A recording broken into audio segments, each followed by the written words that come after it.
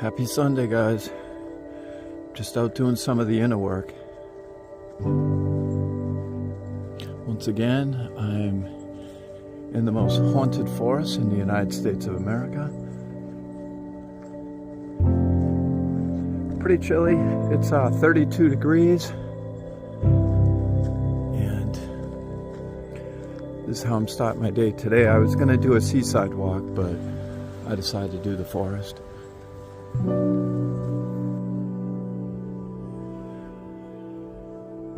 peaceful.